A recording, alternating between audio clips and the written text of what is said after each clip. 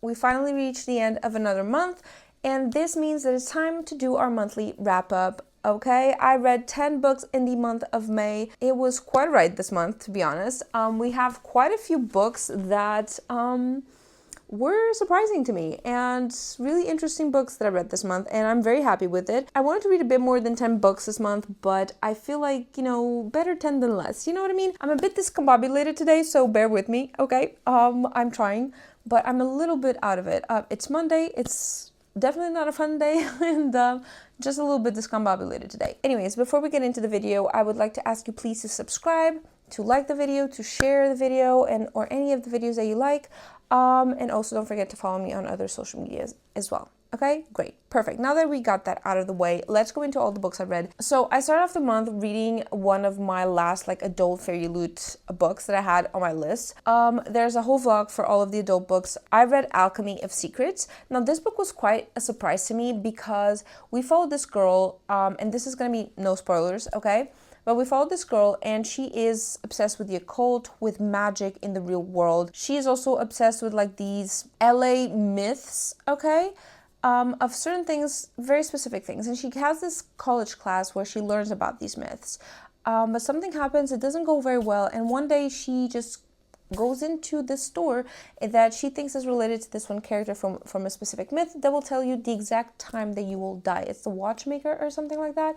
And he'll tell you the exact day and time that you will die, and nothing more, right? And so she goes into the store, gets a prediction about this, and doesn't truly believe it. And so basically what happens is that she has about 48 hours or maybe less to figure out how to survive and how to not die. Yeah, because that's basically her timeline. So she goes into this whole adventure in this magical side of LA, and has these specific characters that she has to trust and has to know if she can trust. And there's a lot of lies, a lot of intrigue, a lot of mystery.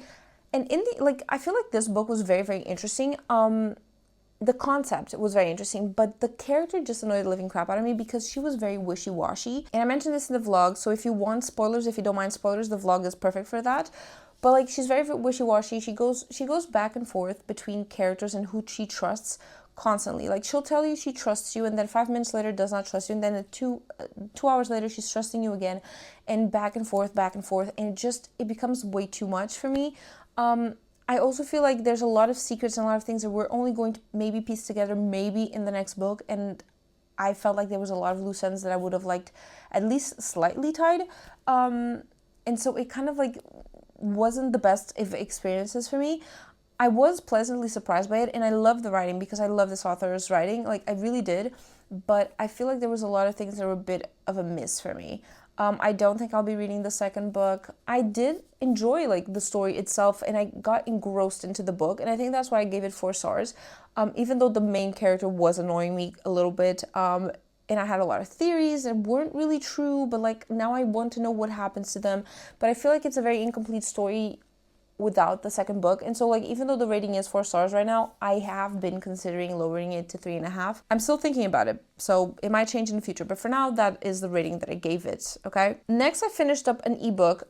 It's a little smutty dark romance. Okay, I had started it last year, but I think I read up to 70% or something, and I then stopped because I just wasn't clicking with it. But it kind of stayed in my mind for a really long time. I was very curious to see how it ended, and so I just decided to pick it up again, and it is The Crimson Shadows. So this is basically the daughter of a vampire and a human, so half vampire, and one of the big bosses of the vampires discovers randomly that she is half vampire. Just I think she's 18 maybe, or getting there, or 20s. She goes into this academy to learn how to be a half vampire and also learn about the magical world, and she interacts with a different other types of magical beings. You have djinns, you have werewolves, you have other vampires, you have fae, a phoenix type, elemental type dude. But she's a very specific rare type of creature, and so she can be targeted because of how rare she is and how impossible it is for her to even exist. And lo and behold, she has 5 different guys surrounding her and protecting her. She has 4 guys. It's 4. Vampire, fae, djinn, the phoenix guy thing. And yeah, it's kind of there's 4 guys, 1 girl. It's it's very smutty right off the bat, and she's having she's mixing it up with multiple guys. She's like, whoever walks into my door and says he wants to do it, I'm gonna do it. I don't think she has critical thinking when it comes to it. She just goes ahead and does it. So yeah, it was very interesting. We haven't seen her interact with all of the guys in that way, but I just needed the conclusion to that story. You know what I mean? So I'm not saying it's the best book I've ever read, because it's not even the greatest dark romance to see, but like, it was just interesting. Yeah, I gave it 3 stars. Just a very meh, because it wasn't bad, it wasn't great, it's meh, you know what I mean? Okay, next up I read Fallen City. This is another one of my adult fairy loop books. This book follows 2 main characters, a girl and a boy. Okay, they fall in love, but they are part of 2 different sides of a war that's happening in this specific city. This city has like a tier of the city that is very like bougie, where all of the politicians live and all of like the rich people live, and then you have the really, really poor people, the extremely poor people. And we see the story in 2 different timelines. We see the story as the war is going on right now, like they are fully on 2 different sides of the city, they can't even interact. And also back when they first met, and how like everything came about that escalated the war, because the dude is the like basically like the saint of the war. Like he's the one that's like, oh my god, he started the war, and she is trying to like from the inside of the rich faction, trying to like combat it and change things from the inside. And so they're basically fighting 2 different sides of the war. The concept is interesting. The characters I found interesting, but what really failed me in this book is that it didn't have a lot of depth to the characters, not even the side characters, not the actual main characters. It showed us a lot of meh moments, but not really the juicy, important ones for us to connect with the characters and for us to really connect with their relationship. All of those moments were kind of like brushed aside to focus more on the political side, but there's no point in focusing on the political side when the book is about the romance between these 2 characters. It's the love story of these 2 characters. And so it's very like, you can't really 100% connect with the characters, because she doesn't give you enough of that. The other big flaw for me was that like, it kept reiterating and like putting this like magical, this like almost mystical like situation that happened that triggered this war. And every time they think about this moment, it's always different ways. Like this one moment is told in 5 different ways from the same characters, mind you, like the exact same characters. And they think about it, and it's like almost taboo to think about it, but like it's always different, and the timeline gets all fucked up. It's really confusing. And like, I don't usually get that confused, but it's just, it's too much drama, and it just failed. I guess it failed to reach me. So I gave it 3 stars. Maybe the second book will be better, but like, I honestly don't know if I care enough to go read the second book, you know, because I did feel like it was a bit of a waste of my time. So that's where I stand on this one. Okay, and lastly, I read Dawn of the Firebird. This was my last adult fairy loop book, okay? It was a fail. It was a fail for me. I couldn't connect with the character at all. This is very much a fantasy. I wouldn't call this a romance. It also came in the adult book, right? It's not necessarily supposed to be romancy or anything, but it was definitely a fantasy, but it was just bullying and harassment and pain and suffering the entire time. And the main character is the main reason why I didn't connect with the book, because like, I just couldn't connect with her in just who she is. Like, she is very much an avoidant personality. Like, there's nothing else about her. Like, she is just avoidant. That is her main personality trait, is being avoidant. She's avoidant to the point where she destroys her own memories with her magic. Yes, it is an interesting mechanism that the brain does have, but it's not interesting to see it about every single thing, right? And even after she notices the effects that this is having on her memory and on her ability to like retain knowledge, right? And she still keeps doing it. It's just, and she fucks up by doing it, and then she fucks on top of it, and then she realizes what she fucked up, and she still, it's unimaginable to me, and it was painful to have to listen to it, because it had to be an audiobook. It was unimaginable to me to even consider reading the book, okay? Like, it was just impossible. So I gave it 3 stars. I am definitely changing that to 2 stars, because I don't know what went through my brain to give it 3 stars, to be honest with you. It just wasn't for me. I'm not giving it less because I don't think it's a necessarily bad book. It's just not something that was for me at all.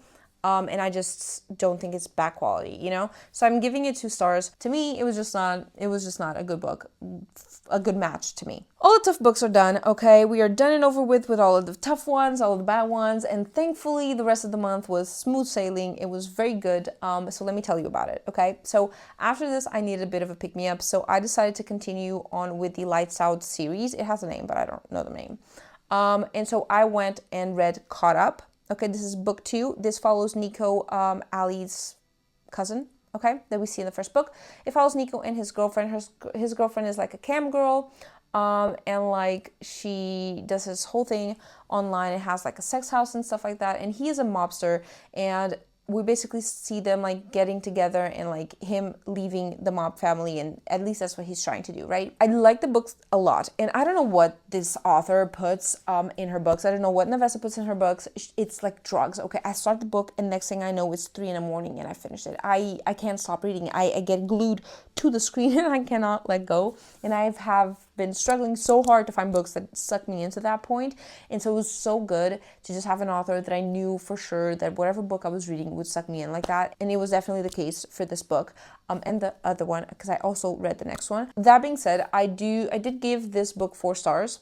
And now that I say this out loud, I realized that that first book, I'm probably gonna have to go down to 3.5, because ain't no way this is a 4 stars and so is the other one.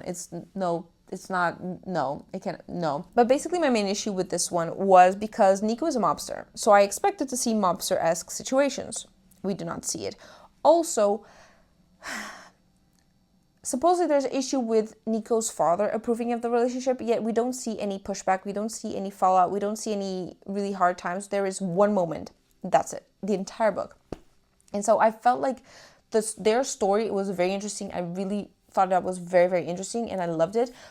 But there was no like bad moment, no like thing they had to overcome necessarily, you know? We just saw him struggling a lot to leave the family and the situation, and that's it. So I did feel like it was very like lacking in that aspect, but I still really enjoyed the book. I also think this book in particular talks about really important things, like when it comes to cam girls and sex work and sex workers in general and their rights and the way they're treated and the way they're judged and how maneuvering that day to day looks like, and how like normalized also sex is for these people that work in these fields. And so I thought all of this was a very interesting conversation to have, and it's not anything, and it's not and there's nothing in this that is like subtext. Most of it is in your face, very direct, which I also did appreciate and liked a lot about this book. So yeah, I feel like there's a lot going on, a lot of pluses, right? But from all 3 of the books in the series, this one was the one I liked the least in terms of like just the characters, you know? So I then went on to read Game On, which is the 3rd book in the series, the last one. And this one follows Josh's best friend, which is the douchebag, right? And I did not want to read this. Like, I was not really into this man. I just didn't find him interesting. I thought he was a douchebag, and I did not see how I was going to like this book at all. And then I fucking loved it. I like it a lot more than Caught Up. I do. Here's the thing. Lights Out first, then Game On, then Caught Up. It just, I don't know, I connected to it so much. I liked it so much. He's rather intelligent, rather interesting, and the relationship between them also very interesting. So he is like Josh's best friend, and he basically has a vendetta against these rich people. And to get into this, you know, circle of rich people, he has to convince this other girl, this tattoo artist, to like let him into the circle. He's basically very attracted to her. She's very attracted to him, and they basically go into this vendetta endeavor together. She's forced into it, but you know, they end up like developing their relationship together. And there's polyamory in this. There's also a little bit of fetishes. Yeah, there's also fetish. Yeah, there is. It's very interesting. I like the dynamic between them a lot. I felt like it was a very nice new perspective, at least compared to the books I've read so far. Also, you know, his love story and how he is very imperfect and flawed, and how he is working to be better, and how like she had really fucked up situation, upbringing, you know, and how she's also working through that and through her trauma, and how all of that comes together for the both of them. It's all very interesting. I really like them. I connected a lot with them. I found them a lot more interesting and engaging and all of that. Plus the spicy scenes are very good. They're very good. They are. But like genuinely, the characters, I fell for the characters. I did. Like, I didn't want to, but I did. So yeah, I really like this book. I gave this one 4.5 or maybe 5. Let me check. I gave this one 5. So yeah, really liked it. Okay, so lastly, I went into the Hunger Games series, all of the books, okay, all of the books that are out, all the 5 books, and it was a whirlwind. I have never, ever read them before. This was my first time reading them. I was very much a Divergent and Shadowhunter girl when I was younger. I never went into the Hunger Games / Maze Runner, realm of things. Even Percy Jackson I only read recently. So I really wanted to go into the series and really experience it for the first time. In terms of the movies, I watched the first one. Didn't watch anything else other than the first one. And yeah, I had just a little bit of feelings towards the first one, but that was it. Like, I remember it very vividly, but that was all I knew. I didn't know anything else about it. No context, no idea how it ended, nothing at all. And so I went into this blind. There is going to be a vlog that's going to be up next week. At least it should. Okay, so keep an eye out for that if you want to see my actual, real reactions. But let me go over, what my thoughts were overall. I'm not going to explain to you what Hunger Games is, because if you don't know, then I don't know what to tell you. But yeah, so the first book I gave 4 stars. The second I gave 5 stars, and the third I gave 4.5. The first I gave 4 stars because Katniss's relationship with Peeta was not what I was expecting. I also had a hard time adapting to Suzanne's writing style, where she goes back and forth between the past and the present a lot, and she does it in very prolonged ways in the middle of something that's happening and ongoing.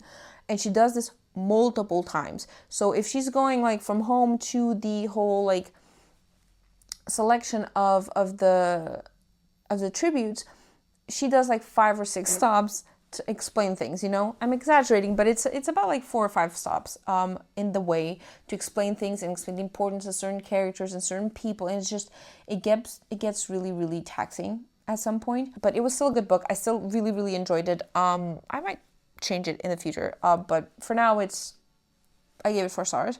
Catching Fire was by far my favorite. How we get to meet the other past tributes, the whole game that happens, all the sacrifices, Hamish's role in this as well. I think a lot happens in this book, and I really enjoyed it. I thought I wasn't going to like it as much because it's a second Hunger Games, so how many times do we need this to happen? But it was so completely different and so interesting to see all of these other tributes and how they are now, their stories a little bit, and getting to know them a bit more, and also seeing how the revolution is intertwined into this world a lot more than we initially thought it was.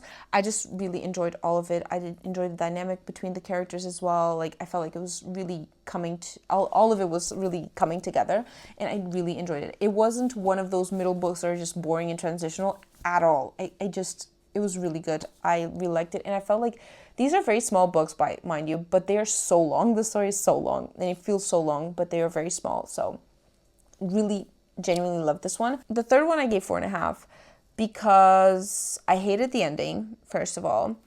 I just hated the ending. I don't know what to tell you. I hated the ending. I hated how they ended. I hated what happened to her sister. I hated that last part, what happens to Peeta. Obviously, it's one of those books that is very heart-wrenching and heartbreaking, and you hate it but you love it at the same time. Life isn't easy. It's not supposed to be easy, and I feel like a lot of books nowadays are very easy and very straightforward. Everyone survives, everyone has a happy ending, it's all very unicorns and rainbows, and it's not, real life isn't like that, not really. And it was kind of like that. It destroyed me a little bit, and it was tough. I'm not gonna say oh, I bawled my eyes out or whatever, but it was a tough read.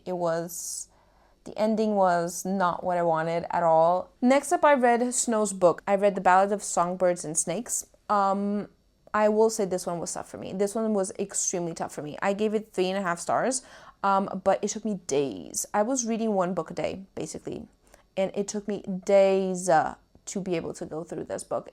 I wasn't clicking. I cannot connect to Snow, and I feel like even when there were moments where you wanted to connect with him, he would then open his mouth and say something really fucking stupid, and I couldn't, so it was still very enlightening, and I still was very curious about how the society was, how the games were in the past, how it all evolved, how he developed into being who he is today, quote unquote.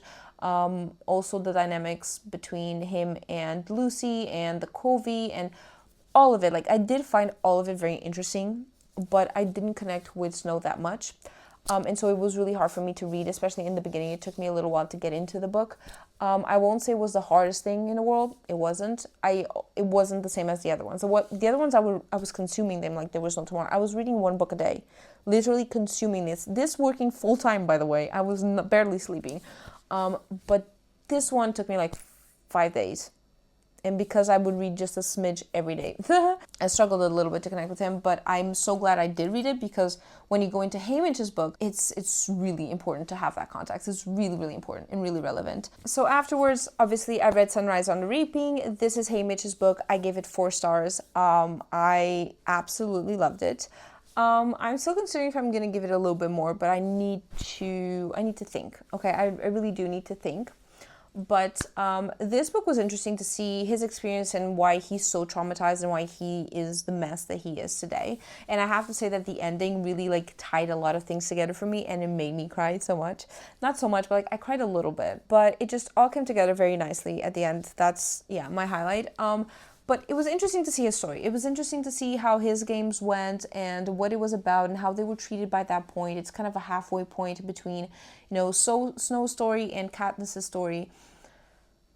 But I feel like I was expecting a bit more, right? And I feel like he was a little bit too gullible into thinking it was going to be that easy to, topple the whole system. Him and everyone else, to be honest. They were all a little bit too gullible to think that it was going to be that easy. But also, like, I thought he did more. I thought he rebelled more than he truly did. But I guess he did it in a way where it just pissed off Snow, and Snow was like, fuck you, right? But that's the main thing why this book was 4 stars, is because, like, I thought his games were more interesting. Like, he didn't do anything in his games. He was just running around like a headless chicken, and everyone else was having, like, dying really gruesome deaths and stuff, but he was just running around like a headless chicken. And so he wasn't specifically heroic. I don't think he was supposed to be, but, like, I guess I expected a bit more. I expected a bit more, just a little bit more. I enjoyed getting to know him and his story, and just seeing him younger and how his mind worked, and also how he got to the point where he is today, and how, like, that mindset evolved. I think my favorite part about this was seeing both stories come together, Snow's story and Katniss's story come together, and all of the characters meshing in, and you really now realize how small of a District 12 is, and how, like, a small community they are, and how they're all interconnected, and how it all comes, together. It's beautiful. I really, really liked that part of it, like piecing everything together. And I was like constantly, oh my God, this is this person, this is that person, this is from here, this is from there. It was just, I liked all of it a lot. And yeah, it was a great way to end the month. Not gonna lie, like, I was very happy how the month ended, but a little bit slumpy, because what are you going to read after this, right? Like, what is even going to compare after reading The Hunger Games and going back into this type of book where, happy endings aren't exactly happy, like nowadays, you kind of have guaranteed that no matter what happens in a romantasy or just a fantasy book, like, the characters tend to have happy endings. Like, I feel like once you get to those books that don't have happy endings, they're this, like, wow phenomenon, and everyone gets really hyped about them, but it's just what used to be the norm back in the day. But yeah, that is my wrap up. Those were all the books I read this month. If you guys enjoyed my rambling, and if you made it this far, don't forget to like the video. I see you. Okay, like the video. And thank you so much for watching. I'll see you next week with another video.